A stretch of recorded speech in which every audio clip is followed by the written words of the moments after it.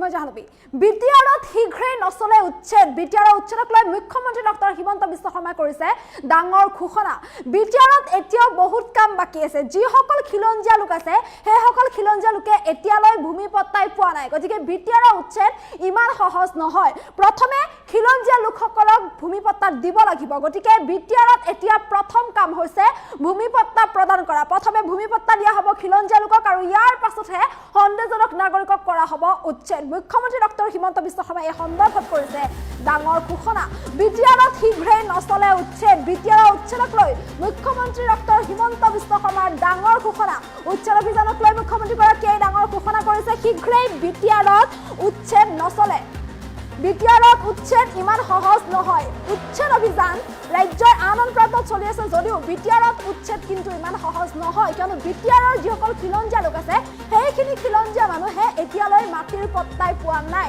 প্ৰথমে খিলঞ্জীয়া মানুহক মাটিৰ পট্টা দিব লাগিব গতিকে বিটিআৰৰ প্ৰথম কাম হৈছে খিলঞ্জীয়া মানুহক মাটিৰ পট্টা প্ৰদান কৰা অসমত খিলঞ্জীয়া মানুহক বসুন্ধৰাৰ জৰিয়তে ভূমি পট্টা দিয়া হৈছে তাৰ পাছতহে উচ্ছেদ কৰা হৈছে বিটিআৰত শীঘ্ৰে উচ্ছেদ কৰিলে কোচ কলিতা ৰাভা বড়ো গোৰ্খা এনেধৰণৰ যিসকল লোক আছে এনেধৰণৰ জাতি জনজাতীয় যিসকল লোক আছে হিন্দী ভাষী আদিবাসী বঙালী যিসকল লোক আছে সকলো লোক উচ্ছেদ হৈ যাব গতিকে প্ৰথম কাম উচ্ছেদ নহয় যেতিয়ালৈকে মাটিৰ পট্টা প্ৰদানৰ প্ৰক্ৰিয়া শেষ নহয় তেতিয়ালৈ এই উচ্ছেদ নহয় গতিকে সকলো মানুহে যেতিয়া মাটিৰ অধিকাৰ পাব তেতিয়াহে সেইসকল মানুহক উচ্ছেদ কৰিব পৰা যাব গতিকে বিটিআৰত প্ৰথম কাম হ'ল মানুহক মাটিৰ পট্টা প্ৰদান কৰা খিলঞ্জীয়া লোকসকলক প্ৰথমে মাটিৰ পট্টা প্ৰদান কৰা হ'ব আৰু ইয়াৰ পাছতহে দ্বিতীয় কাম হ'ব উচ্ছেদ তাৰ পাছতহে সন্দেহজনক নাগৰিকক উচ্ছেদ কৰা হ'ব বিটিআৰত উচ্ছেদক লৈ মুখ্যমন্ত্ৰী ডক্টৰ হিমন্ত বিশ্ব শৰ্মাই ডাঙৰ ঘোষণা কৰিছে বিটিআৰত উচ্ছেদ কৰা ইমান সহজ নহয় এতিয়াও বিটিআৰৰ এনে বহু খিলঞ্জীয়া লোক আছে যিসকলে এতিয়ালৈ মাটিৰ পট্টা পোৱা নাই এতিয়ালৈ বহু এনে ভূমিহীন লোক আছে গতিকে যিসকল খিলঞ্জীয়া লোক আছে যিসকল কোচ কলিতা ৰাভা গোৰ্খা হিন্দী ভাষী আদিবাসী বঙালী যিসকল লোক আছে সেইসকল লোকক প্ৰথমে মাটিৰ পট্টা প্ৰদান কৰা হ'ব খিলঞ্জীয়া লোকসকলক মাটিৰ পট্টা প্ৰদান কৰাৰ পাছতহে অবৈধ বেদখলকাৰীক উচ্ছেদ কৰা হ'ব যেতিয়ালৈ খিলঞ্জীয়া লোকসকলক ভূমি পট্টা প্ৰদান কৰা নহয় তেতিয়ালৈ অবৈধ বেদখলকাৰীক বা সন্দেহজনক নাগৰিকক তেতিয়ালৈ উচ্ছেদ কৰা নহয় বিটিআৰৰ উচ্ছেদক লৈ এইদৰে ডাঙৰ ঘোষণা কৰিছে মুখ্যমন্ত্ৰী ডক্টৰ হিমন্ত বিশ্ব শৰ্মাই অসমত প্ৰথমে বসুন্ধৰাৰ জৰিয়তে যিসকল খিলঞ্জীয়া লোক আছে সেইসকল খিলঞ্জীয়া লোকক প্ৰথমে মাটিৰ পট্টা প্ৰদান কৰা হৈছে বসুন্ধৰাৰ জৰিয়তে প্ৰথমে মাটিৰ পট্টা প্ৰদান কৰা হৈছে আৰু তাৰ পাছতহে অবৈধ বেদখলকাৰী বা সন্দেহজনক নাগৰিকক উচ্ছেদ কৰা হৈছে তেনেস্থলত বিটিআৰতো প্ৰথম কাম হৈছে এতিয়া ভূমিৰ পট্টা প্ৰদান কৰা বিটিআৰৰ যিসকল খিলঞ্জীয়া লোক আছে সেইসকলক প্ৰথমে ভূমি পট্টা দিব লাগিব যিসকলে খিলঞ্জীয়া লোকসকলে যিসকল ভূমি পোৱা নাই তেওঁলোকক ভূমি পট্টা দিব লাগিব তাৰ পাছতহে দ্বিতীয় কাম হ'ব উচ্ছেদ এতিয়া যদি বিটিআৰত উচ্ছেদ কৰে তেন্তে যিসকল হিন্দী ভাষী আদিবাসী বঙালী বড়ো ৰাভা গোৰ্খা কলিতা কোচ যিসকল খিলঞ্জীয়া লোক আছে সেই সকলো উচ্ছেদ হৈ যাব গতিকে বিটিআৰৰ প্ৰথম কাম হৈছে এতিয়া খিলঞ্জীয়া লোকসকলক ভূমি পট্টা প্ৰদান কৰা দ্বিতীয় কামহে হ'ব উচ্ছেদ আৰু এইদৰে বিটিআৰত উচ্ছেদক লৈ মুখ্যমন্ত্ৰী ডক্টৰ হিমন্ত বিশ্ব শৰ্মাই ডাঙৰ ঘোষণা কৰিছে মুখ্যমন্ত্ৰীগৰাকীৰ মন্তব্য আছে মন্তব্য শুনাবলৈ চেষ্টা কৰিছোঁ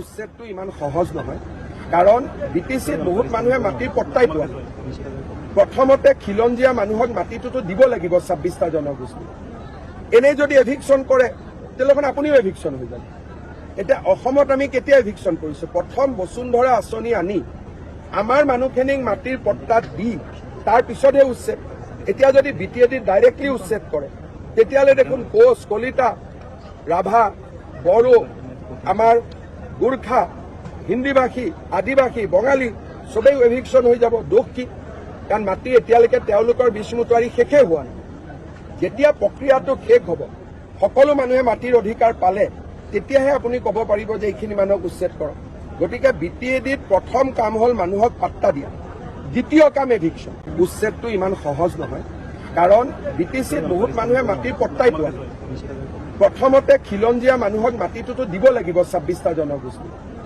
এনেই যদি এভিকশ্যন কৰে তেতিয়াহ'লে আপুনিও এভিকশ্যন হৈ যাব এতিয়া অসমত আমি কেতিয়া এভিকশ্যন কৰিছোঁ প্ৰথম বসুন্ধৰা আঁচনি আনি আমাৰ মানুহখিনিক মাটিৰ পট্টা দি তাৰ পিছতহে উচ্ছেদ।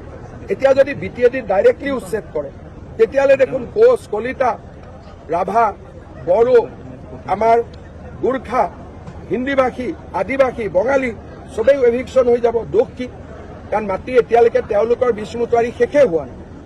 যেতিয়া প্ৰক্ৰিয়াটো শেষ হ'ব, সকলো মানুহে মাটিৰ অধিকাৰ পালে তেতিয়াহে আপুনি ক'ব পাৰিব যে এইখিনি মানুহক উচ্ছেদ কৰক। গতিকে BTADত প্ৰথম কাম হ'ল মানুহক পাত্তা দিয়া, দ্বিতীয় কাম এভিকশ্যন। উচ্ছেদটো ইমান সহজ নহয়, কাৰণ BTCত বহুত মানুহে মাটিৰ পট্টাই পোৱা নাই। প্ৰথমতে খিলঞ্জীয়া মানুহক মাটিটোতো দিব লাগিব 26টা জনগোষ্ঠী। এনেই যদি এভিকশ্যন কৰে তেতিয়াহ'লে আপুনিও এভিকশ্যন হৈ যাব। এতিয়া অসমত আমি কেতিয়া এভিকশ্যন কৰিছো? প্ৰথম বসুন্ধৰা আঁচনি আনি আমাৰ মানুহখিনিক মাটিৰ পট্টাত দি তাৰ পিছতহে উচ্ছেদ।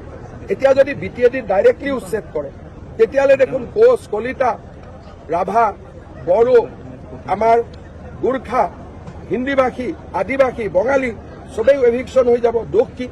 কাৰণ মাটি এতিয়ালৈকে তেওঁলোকৰ বিষ্ণুতাৰী শেষেই হোৱা নাই। যেতিয়া প্ৰক্ৰিয়াটো শেষ হ'ব, সকলো মানুহে মাটিৰ অধিকাৰ পালে তেতিয়াহে আপুনি ক'ব পাৰিব যে এইখিনি মানুহক উচ্ছেদ কৰক। গতিকে BTADত প্ৰথম কাম হ'ল মানুহক পাত্তা দিয়া, দ্বিতীয় কাম এভিকশ্যন। উচ্ছেদটো ইমান সহজ নহয়, কাৰণ BTCত বহুত মানুহে মাটিৰ পট্টাই পোৱা নাই। প্ৰথমতে খিলঞ্জীয়া মানুহক মাটিটোতো দিব লাগিব 26টা জনগোষ্ঠী। এনেই যদি এভিকশ্যন কৰে তেতিয়াহ'লে আপুনিও এভিকশ্যন হৈ যাব। এতিয়া অসমত আমি কেতিয়া এভিকশ্যন কৰিছো? প্ৰথম বসুন্ধৰা আঁচনি আনি আমাৰ মানুহখিনিক মাটিৰ পট্টাত দি তাৰ পিছতহে উচ্ছেদ। এতিয়া যদি BTAD ডাইৰেক্টলি উচ্ছেদ কৰে তেতিয়াহ'লে দেখোন কোচ, কলিতা, ৰাভা, বড়ো, আমাৰ গোৰ্খা, হিন্দীভাষী, আদিবাসী, বঙালী চবেই এভিকশ্যন হৈ যাব। দোষ কি? কাৰণ মাটি এতিয়ালৈকে তেওঁলোকৰ বিষ্ণুতাৰী শেষেই হোৱা নাই। যেতিয়া প্ৰক্ৰিয়াটো শেষ হ'ব, সকলো মানুহে মাটিৰ অধিকাৰ পালে তেতিয়াহে আপুনি ক'ব পাৰিব যে এইখিনি মানুহক উচ্ছেদ কৰক। গতিকে BTADত প্ৰথম কাম হ'ল মানুহক পাত্তা দিয়া, দ্বিতীয় কাম এভিকশ্যন। উচ্ছেদটো ইমান সহজ নহয়, কাৰণ BTCত বহুত মানুহে মাটিৰ পট্টাই পোৱা নাই। প্ৰথমতে খিলঞ্জীয়া মানুহক মাটিটোতো দিব লাগিব 26টা জনগোষ্ঠী। এনেই যদি এভিকশ্যন কৰে তেতিয়াহ'লে আপুনিও এভিকশ্যন হৈ যাব। এতিয়া অসমত আমি কেতিয়া এভিকশ্যন কৰিছো? প্ৰথম বসুন্ধৰা আঁচনি আনি আমাৰ মানুহখিনিক মাটিৰ পট্টাত দি তাৰ পিছতহে উচ্ছেদ। এতিয়া যদি BTAD ডাইৰেক্টলি উচ্ছেদ কৰে তেতিয়াহ'লে দেখোন কোচ, কলিতা, ৰাভা, বড়ো, আমাৰ গোৰ্খা, হিন্দীভাষী, আদিবাসী, বঙালী চবেই এভিকশ্যন হৈ যাব। দোষ কি? কাৰণ মাটি এতিয়ালৈকে তেওঁলোকৰ বিষ্ণুতাৰী শেষেই হোৱা নাই। যেতিয়া প্ৰক্ৰিয়াটো শেষ হ'ব, সকলো মানুহে মাটিৰ অধিকাৰ পালে তেতিয়াহে আপুনি ক'ব পাৰিব যে এইখিনি মানুহক উচ্ছেদ কৰক। গতিকে BTADত প্ৰথম কাম হ'ল মানুহক পাত্তা দিয়া, দ্বিতীয় কাম এভিকশ্যন। উচ্ছেদটো ইমান সহজ নহয়, কাৰণ BTCত বহুত মানুহে মাটিৰ পট্টাই পোৱা নাই। প্ৰথমতে খিলঞ্জীয়া মানুহক মাটিটোতো দিব লাগিব 26টা জনগোষ্ঠী। এনেই যদি এভিকশ্যন কৰে তেতিয়াহ'লে আপুনিও এভিকশ্যন হৈ যাব। এতিয়া অসমত আমি কেতিয়া এভিকশ্যন কৰিছো? প্ৰথম বসুন্ধৰা আঁচনি আনি আমাৰ মানুহখিনিক মাটিৰ পট্টাত দি তাৰ পিছতহে উচ্ছেদ। এতিয়া যদি BTAD ডাইৰেক্টলি উচ্ছেদ কৰে তেতিয়াহ'লে দেখোন কোচ, কলিতা, ৰাভা, বড়ো, আমাৰ গোৰ্খা, হিন্দীভাষী, আদিবাসী, বঙালী চবেই এভিকশ্যন হৈ যাব। দোষ কি? কাৰণ মাটি এতিয়ালৈকে তেওঁলোকৰ বিষ্ণুতাৰী শেষেই হোৱা নাই। যেতিয়া প্ৰক্ৰিয়াটো শেষ হ'ব, সকলো মানুহে মাটিৰ অধিকাৰ পালে তেতিয়াহে আপুনি ক'ব পাৰিব যে এইখিনি মানুহক উচ্ছেদ কৰক। গতিকে BTADত প্ৰথম কাম হ'ল মানুহক পাত্তা দিয়া, দ্বিতীয় কাম এভিকশ্যন। উচ্ছেদটো ইমান সহজ নহয়, কাৰণ BTCত বহুত মানুহে মাটিৰ পট্টাই পোৱা নাই। প্ৰথমতে খিলঞ্জীয়া মানুহক মাটিটোতো দিব লাগিব 26টা জনগোষ্ঠী। এনেই যদি এভিকশ্যন কৰে তেতিয়াহ'লে আপুনিও এভিকশ্যন হৈ যাব। এতিয়া অসমত আমি কেতিয়া এভিকশ্যন কৰিছো? প্ৰথম বসুন্ধৰা আঁচনি আনি আমাৰ মানুহখিনিক মাটিৰ পট্টাত দি তাৰ পিছতহে উচ্ছেদ। এতিয়া যদি BTAD ডাইৰেক্টলি উচ্ছেদ কৰে তেতিয়াহ'লে দেখোন কোচ, কলিতা, ৰাভা, বড়ো, আমাৰ গোৰ্খা, হিন্দীভাষী, আদিবাসী, বঙালী চবেই এভিকশ্যন হৈ যাব। দোষ কি? কাৰণ মাটি এতিয়ালৈকে তেওঁলোকৰ বিষ্ণুতাৰী শেষেই হোৱা নাই। যেতিয়া প্ৰক্ৰিয়াটো শেষ হ'ব, সকলো মানুহে মাটিৰ অধিকাৰ পালে তেতিয়াহে আপুনি ক'ব পাৰিব যে এইখিনি মানুহক উচ্ছেদ কৰক। গতিকে BTADত প্ৰথম কাম হ'ল মানুহক পাত্তা দিয়া, দ্বিতীয় কাম এভিকশ্যন। উচ্ছেদটো ইমান সহজ নহয়, কাৰণ BTCত বহুত মানুহে মাটিৰ পট্টাই পোৱা নাই। প্ৰথমতে খিলঞ্জীয়া মানুহক মাটিটোতো দিব লাগিব 26টা জনগোষ্ঠী। এনেই যদি এভিকশ্যন কৰে তেতিয়াহ'লে আপুনিও এভিকশ্যন হৈ যাব। এতিয়া অসমত আমি কেতিয়া এভিকশ্যন কৰিছো? প্ৰথম বসুন্ধৰা আঁচনি আনি আমাৰ মানুহখিনিক মাটিৰ পট্টাত দি তাৰ পিছতহে উচ্ছেদ। এতিয়া যদি BTAD ডাইৰেক্টলি উচ্ছেদ কৰে তেতিয়াহ'লে দেখোন কোচ, কলিতা, ৰাভা, বড়ো, আমাৰ গোৰ্খা, হিন্দীভাষী, আদিবাসী, বঙালী চবেই এভিকশ্যন হৈ যাব। দোষ কি? কাৰণ মাটি এতিয়ালৈকে তেওঁলোকৰ বিষ্ণুতাৰী শেষেই হোৱা নাই। যেতিয়া প্ৰক্ৰিয়াটো শেষ হ'ব, সকলো মানুহে মাটিৰ অধিকাৰ পালে তেতিয়াহে আপুনি ক'ব পাৰিব যে এইখিনি মানুহক উচ্ছেদ কৰক। গতিকে BTADত প্ৰথম কাম হ'ল মানুহক পাট্টা দিয়া, দ্বিতীয় কাম এভিকশ্যন। উচ্ছেদটো ইমান সহজ নহয়, কাৰণ BTCত বহুত মানুহে মাটিৰ পট্টাই পোৱা নাই। প্ৰথমতে খিলঞ্জীয়া মানুহক মাটিটো